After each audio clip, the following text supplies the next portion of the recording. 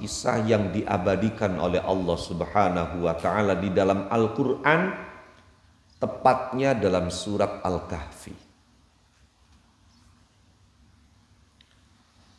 Banyak pelajaran yang didapatkan dari kisah Nabi Musa dengan Nabi Khidir ini,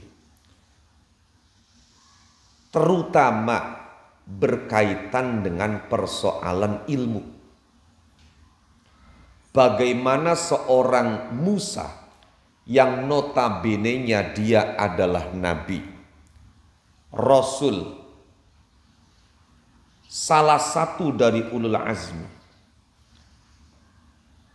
orang yang bisa berdialog langsung dengan Allah Subhanahu wa taala sehingga mendapatkan julukan Kalimullah. Kedudukannya yang sedemikian tinggi tidak menjadi penghalang beliau untuk belajar kepada orang yang kenabiannya saja masih diperdebatkan oleh para ulama.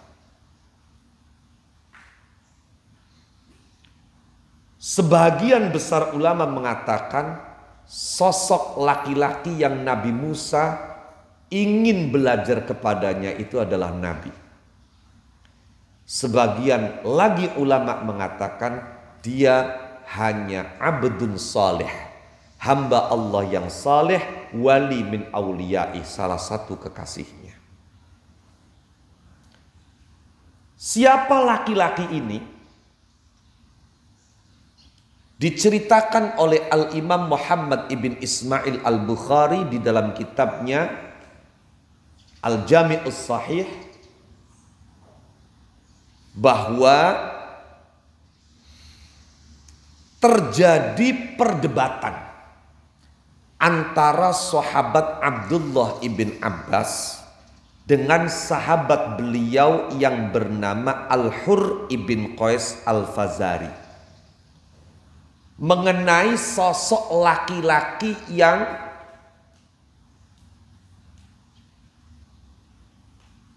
akan didatangi oleh Nabi Musa untuk Nabi Musa belajar kepadanya.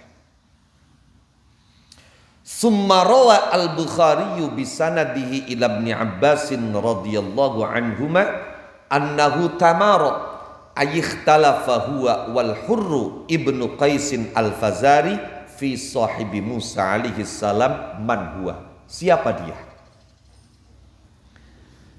Faqala Ibnu Abbas huwa Khadir. Menurut Ibnu Abbas, laki-laki itu bernama atau laki-laki itu bergelar Khadir. Karena namanya adalah Balya.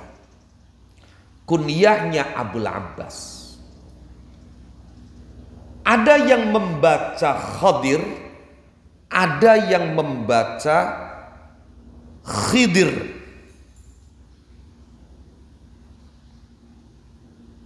Ada yang menggunakan al, ada yang tanpa al. Konon beliau dijuluki Khadir atau Khidir karena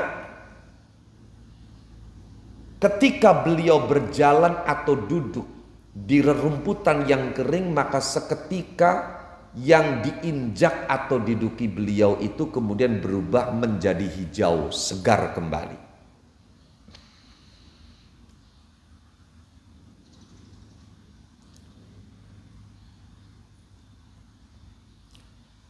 Dan yang perlu menjadi catatan kita, Nabi Musa jauh-jauh melakukan perjalanan untuk bertemu Nabi Khidir bukan sekedar litolabil ilim. Bukan sekedar untuk mencari ilmu yang diperlukan. Tapi beliau melakukan perjalanan jauh. Bahkan mayoritas ulama mengatakan perjalanan darat dan bahkan perjalanan laut. Karena menurut satu riwayat terjadinya pertemuan itu di Majma'ul Bahrain, di tempat bertemunya dua lautan, yang satu lautan yang airnya asin, yang satunya lagi airnya tawar. Ulama-ulama sufi mengatakan tempat bertemunya dua lautan itu maksudnya adalah lautan syariat dan hakikat.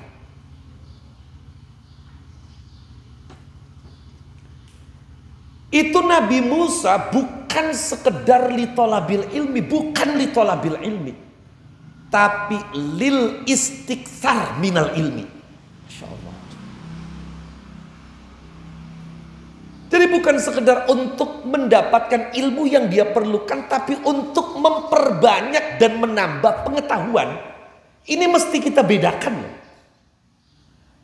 antara menempuh perjalanan untuk mendapatkan pengetahuan dengan menempuh perjalanan untuk menambah dan memperbanyak pengetahuan. Dan kita tahu perjalanan Nabi Musa ini bukan untuk mendapatkan pengetahuan, tapi untuk menambah dan memperbanyak pengetahuan. Perjalanan yang panjang, perjalanan yang jauh, perjalanan yang melelahkan, meletihkan, menghabiskan banyak bekal dan biaya. Dan Nabi Musa hanya mendapatkan 3 ilmu dari Nabi Khidir.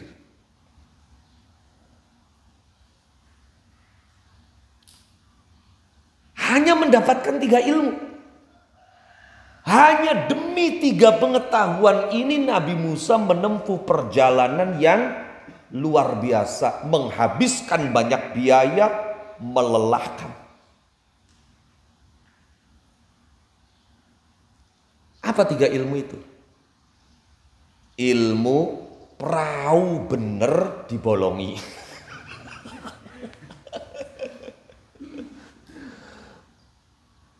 Ilmu bocah bayi beli duwe dosa, beli duwe salah, endasi dipuntir, guluwe dipuntir, akhirnya mati. Sing nomor 3, laka sing ngongkon, laka sing burui, anak tembok arepan gebruk dibangun. Nabi Musa dengan berjumpa dengan Nabi Khidir mendapatkan itu saja.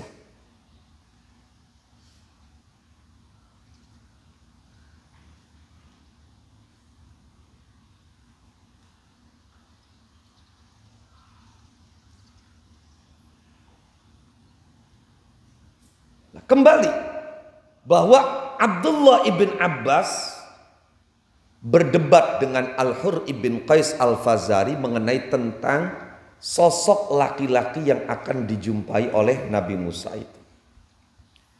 Di tengah mereka berdua berdebat, famarra bihima Ubay bin Ka'b. Tiba-tiba lewat sahabat Nabi ahli Quran yang bernama Ubay ibn Ka'b. Dipanggillah Ubay bin Ka'b oleh Ibnu Abbas. Fada'ahu Ibnu Abbasin faqal, inni tamaraitu anna wa sahibi hadha fi sahibi Musa alladhi sa'ala sabila ila luqiyyih. Hal sami'ta an-nabiyya sallallahu alaihi wasallam yadhkuru sya'nah? Qala na'am. Ubay bin Ka'ab dipanggil oleh Abdullah bin Abbas.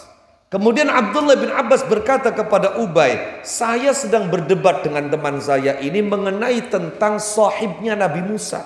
Yang Nabi Musa meminta alamat dan petunjuk jalan kepada Allah untuk bisa berjumpa dengannya. Siapa dia? Apakah kau pernah mendengar Nabi menyebutkan tentang orang itu? Maka dijawab oleh Ubay bin Ka'ab, na'am ya. Sami'tu Rasulullah sallallahu alaihi wasallam yaqul bainama Musa fi mala'in min bani Israil ja'ahu rajul faqala hal ta'lamu ahadan a'lama minka qala Musa la fa'auhallahu ila Musa bal abdunal Khadir fas'ala Musa sabila ilaih faja'alallahu lahul huta ayah wa qila lahu idza faqadtal hut farji fa innaka satalqah. Kata Ubay bin Ka'ab, betul, aku pernah mendengar Rasulullah Sallallahu Alaihi Wasallam menyampaikan pada satu ketika Nabi Musa di hadapan Bani Israel. Tiba-tiba datang seorang laki-laki bertanya kepada Nabi Musa, hal ta'lamu ahadan a'lama minka, apakah engkau tahu seseorang yang lebih berilmu darimu?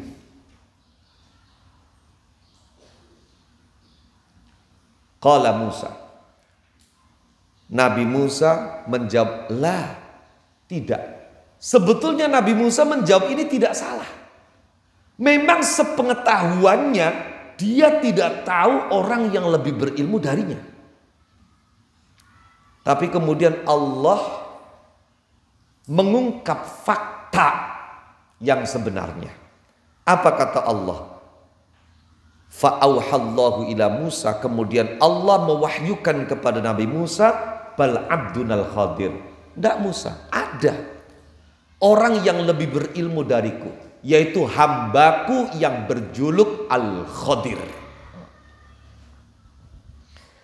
Mendengar itu, Masya Allah, orang yang memang dalam hatinya tertanam mahabbatul ilm, kalau sudah mendengar ilmu, mendengar orang alim, itu hati ini langsung meronta-ronta untuk bisa berjumpa, untuk bisa istifadah, untuk bisa mendapatkan ilmu. Demikian Nabi Musa. Ini juga pelajaran betapa sosok Musa semangatnya kepada ilmu luar biasa. Mendengar kalau ada hamba Allah yang berjuluk Khadir, dia lebih berilmu darinya, langsung dia tidak merasa tersaingi, dia tidak merasa keki, dia tidak merasa bagaimana, justru yang ada dia langsung bertanya kepada Allah jalan untuk bisa berjumpa dengan Sang Khadir itu, meminta alamat untuk bisa berjumpa dengan Sang Khadir itu. Maka Allah kasih dia tanda ikan. Berangkat Nabi Musa dengan murid kesayangannya, yaitu Nabi Yusha ibn Nun, dengan membawa serta ikan. Sebagian riwayat menyebutkan ikan ini ikan yang sudah dimasak,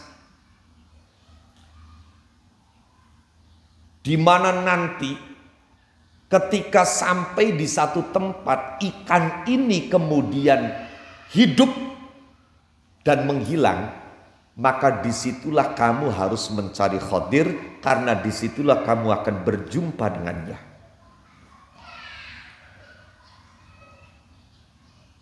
Subhanallah, skenario Allah menghendaki murid yang dibawa serta oleh Nabi Musa ini melihat fenomena tersebut, akan tetapi dia dibuat lupa oleh setan, tidak menceritakannya kepada Nabi Musa. Jadi ketika tiba di sebuah bongkahan batu besar, mereka berdua istirahat. Pada saat Nabi Musa tertidur dan Yusha belum tidur, dia melihat ikan yang dibawanya itu melompat ke dalam air, kemudian hidup dan berjalan. Melihat sang guru dalam keadaan capek, dia tidak berani membangunkan. Ini adab santri. Aja kunci guruwe lagi istirahat, guruwe lagi sare, demi kepentingan dirinya, yang padahal itu nggak penting sama sekali sebetulnya. Akhirnya dibisiki anaknya guruwe, mas, apa yang ditangaikan sih mas? Ainal adab.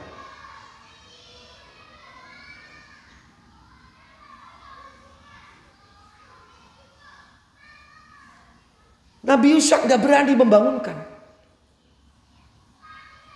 Namun justru karena dia tidak membangunkan langsung, akhirnya pada saat Nabi Musa bangun, dia lupa menceritakan. Lanjutlah perjalanan. Sudah jauh, capek. Tiba-tiba Nabi Musa menanyakan perihal ikan itu. Dan sang murid Yusha teringat. Dan dia meminta maaf. Sang murid ini berkata, "Ara'aita idh awayna ila sakhrati fa inni nasitul hut wa ma ansanihu illa syaitanu an azkurah wattakhadha sabilahu fil bahri ajaba." Ya Allah, Tuan Guru, mohon maaf aku lupa. Sebetulnya pas kita istirahat di bongkahan batu besar di sana, itu ikan dia melompat, hidup dan berjalan. Tapi aku tidak berani membangunkanmu karena aku melihat wajahmu terlelap dalam letih, dalam capek. Pas engkau bangun aku lupa menceritakan. Maka akhirnya singkat cerita Nabi Musa kemudian mengajak muridnya ini untuk kembali ke tempat tadi. Di sekitaran situ dicari Nabi Khidir, kemudian berjumpalah Nabi Musa dengan sang Khidir. Ternyata Nabi Khidir itu bukan hanya hamba Allah yang memiliki ilmu laduni, tapi keistimewaannya yang lain adalah Nabi Khidir itu hamba yang mendapatkan rahmat Allah Subhanahu wa ta'ala.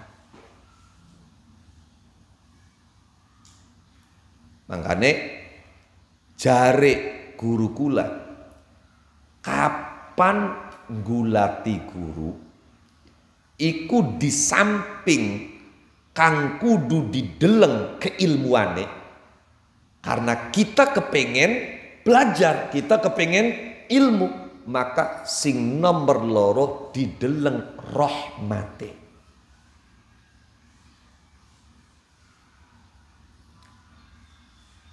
Dalam Al-Quran dikatakan atainahu rahmatam min indina wa 'allamnahu min ladunna ilma. Jadi Nabi Khidir itu punya rahmatan, punya ilmu.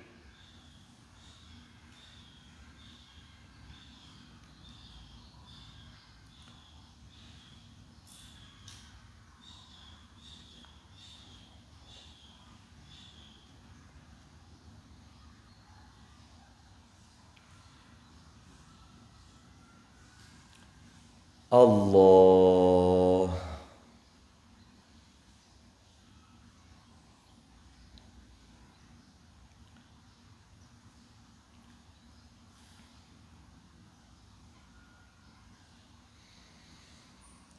Al-Imam Al-Hafidh Ibnu Hajar Al-Asqalani di dalam kitabnya Fathul Bari Syarhul Bukhari, beliau menjelaskan bahwa di dalam hadis ini tergambar betapa Nabi Musa alaihissalam menempuh perjalanan bukan hanya perjalanan darat tapi perjalanan laut dalam rangka mencari ilmu, bahkan dalam rangka memperbanyak ilmu. Wa fil hadits rukubul bahri fi talabil ilmi bal fi talabil istiktsari minhu. Juga tergambar bagaimana orang yang mencari ilmu itu mesti membawa bekal. Wa masyru'iyatu hamliz zadi fis safar. Makanya dari Imam Syafi'i akhi lan tanalal ilma illa bisittatin sa'ukhbiru an tafsiliha bibayani zakain wa hirsin wajtihadin wa bulghatin wa talqini ustadhin wa tuli zamani.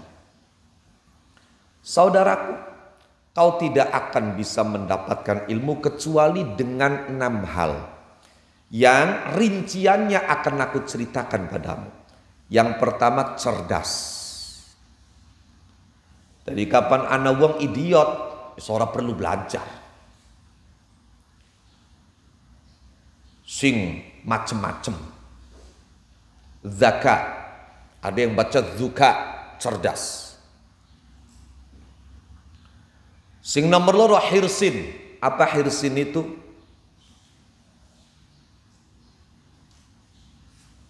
Tidak pernah merasa kenyang. Ngongso, rakus, laka, ngerasa wargi. Seperti tergambar dalam Nabi Musa.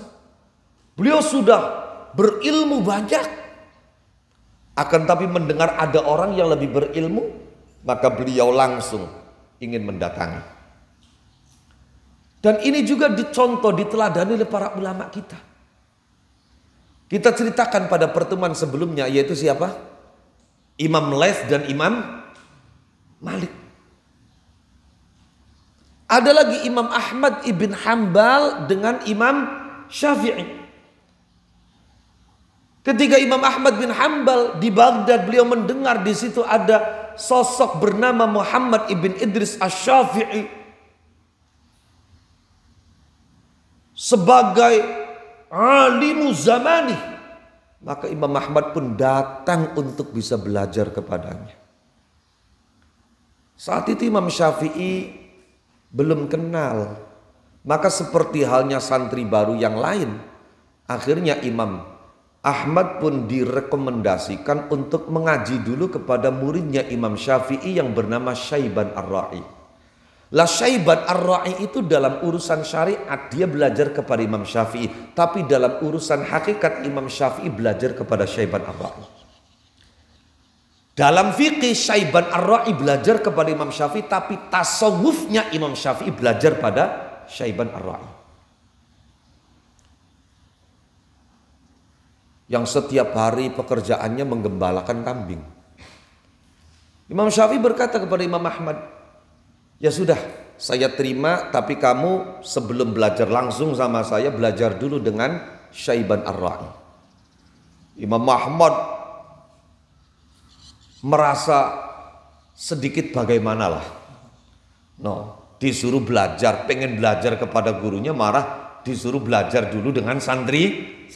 Akhirnya singkat cerita, ketika Imam Ahmad menemui Syaiban Ar-Ra'i, Imam Ahmad bertanya,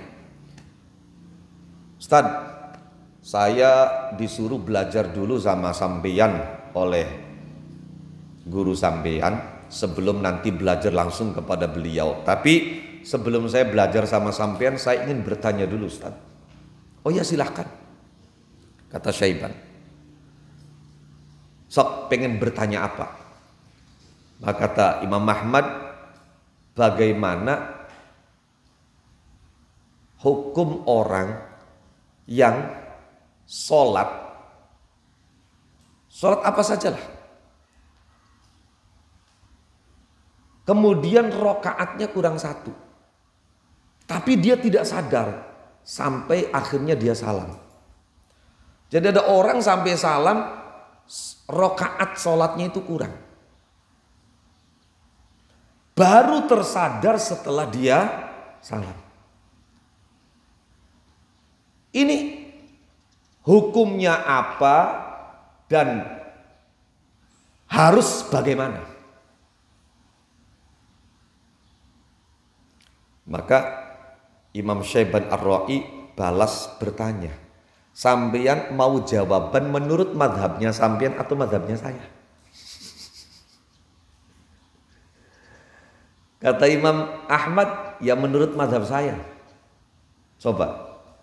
Maka dijelaskan, Kalau menurut mazhab jenengan, mazhab ahli fikih maksudnya, dilihat jeda antara salam dengan munculnya kesadaran dia itu lama atau baru sebentar. Kalau baru sebentar, ya tinggal ditambah 1 rakaat lagi, kemudian nanti menjelang salam sujud sahwi, nggak perlu mengulang dari awal.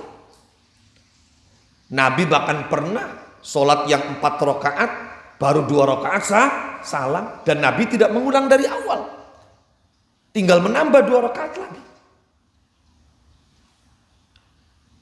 Tapi kalau jedanya sudah lama, ya lama.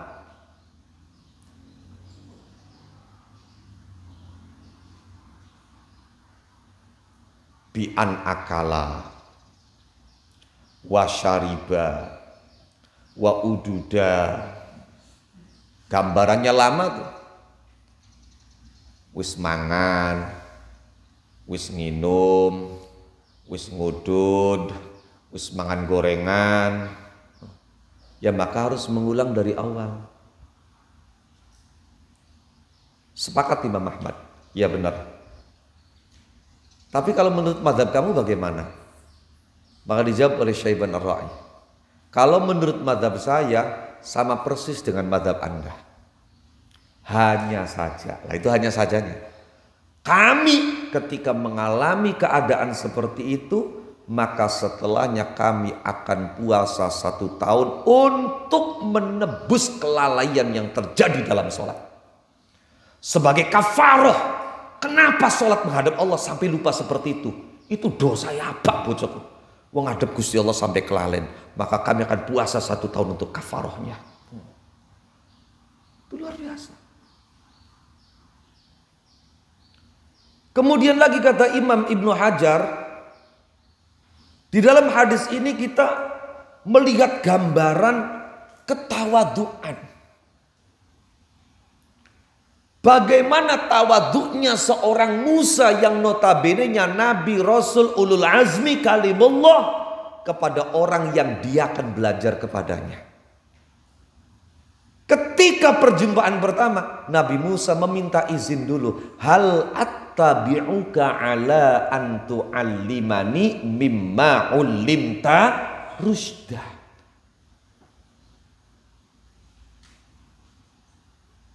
Coba. Belajar dengan meminta izin terlebih dahulu kalau kita akan mengambil ilmunya. Sekarang sudah mulai dihilangkan.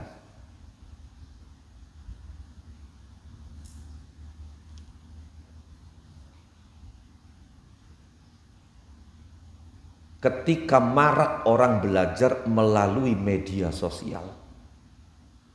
Ada tidak? Ada masih 1-2 orang yang ketika mendengarkan tayangan pengajian kemudian meminta izin untuk ikut ngaji. Yang lain enggak. Padahal mestinya mau online mau offline, orang ketika ingin mengambil ilmu dari seseorang, kalau ingin berkah, contoh Nabi Musa. Hal attabi'uka ala an tu'allimani mimma ulimta rusyda.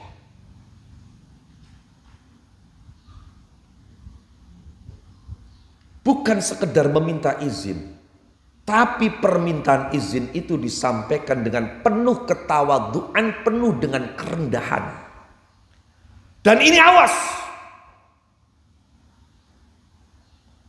di berbagai medsos sekarang sedang marak diangkat isu tentang feodalisme di dalam pesantren. Sebetulnya ini muncul dari orang-orang yang cemburu dengan keberhasilan pesantren. Maka dibuat isu-isu bagaimana agar pesantren kemudian tidak laku. Salah satu isu yang sekarang sedang hangat diangkat adalah isu feodalisme. Dan pesantren itu lembaga perbudakan, kiai memperbudak santri. Padahal yang namanya khidmahnya santri, tawaduknya santri, hormatnya santri, itu sudah ada sejak zaman Nabi Musa kepada Nabi Khidir. Sudah ada sejak zaman Nabi Muhammad sallallahu alaihi wasallam. Bagaimana para sahabat ketika duduk di hadapan Nabi, ka'anna ala ru'usihimut thair, seakan-akan di atas kepala mereka ada burung. Mereka nggak pernah mendongak, takut burung itu terbang. Bagaimana ketika Nabi dalam perjalanan akan wudhu, kemudian sampai selesai beliau mengusap kepalanya, ada sahabat jongkok untuk melepaskan muzahnya. Dan Nabi mengatakan, da'huma fa inni qad labistuhuma tahiratain. Urusan muzah, urusan sendal, iku Kanjeng Nabi dicopotaken sahabat. Kan itu biarkan mereka yang mengatakan dan menuduh itu feudalisme. Kita tetap meyakini bahwa di balik itu ada berkah. Fil khidmah barokah. Fit ta'zim manfaah.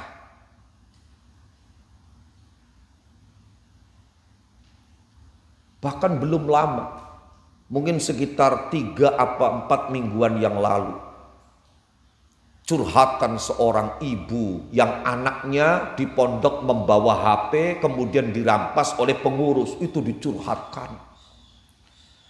Ya sudah sewajarnya, wong semua pondok punya aturan.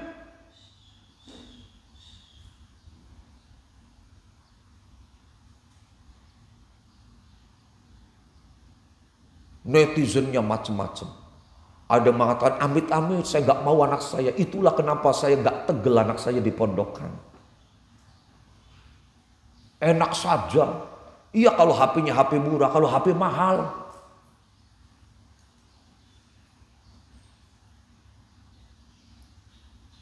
Coba lihat.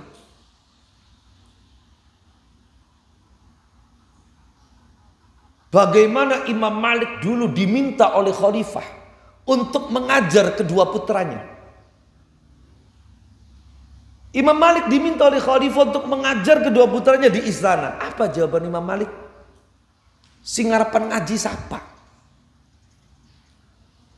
Sing ngarepan ngaji yang sing kudu teka. Masa iya sing teka sing mulang ngaji. Al ilmu yu'ta wa la ya'ti. Masya Allah.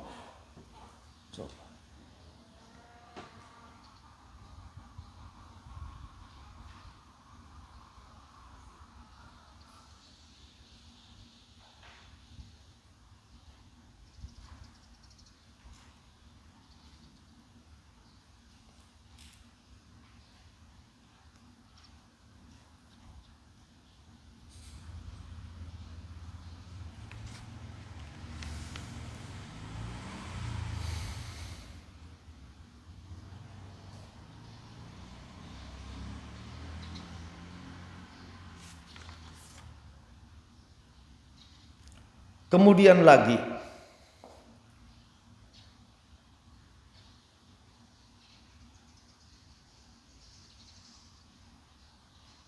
apa yang terjadi antara Nabi Musa dan Nabi Khidir itu jelas menunjukkan betapa mulia, luhur dan agungnya ilmu.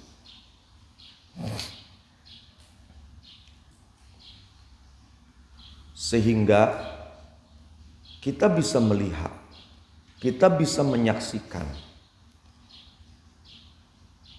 di kalangan para ulama, mulai dari generasi pertama yaitu generasi sahabat sampai generasi berikutnya, ulama yang dikenang sepanjang zaman adalah ulama yang memiliki basis perjuangan dan keilmuan. Yang tidak.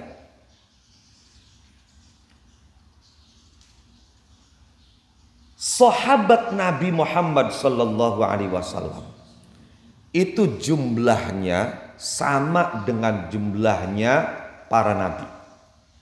Berapa? 124.000. Kita bisa cek, jangankan orang biasa, santri. Berapa banyak nama sahabat yang kamu hafal? 140.000. Sirapal bira. Sirapal bira.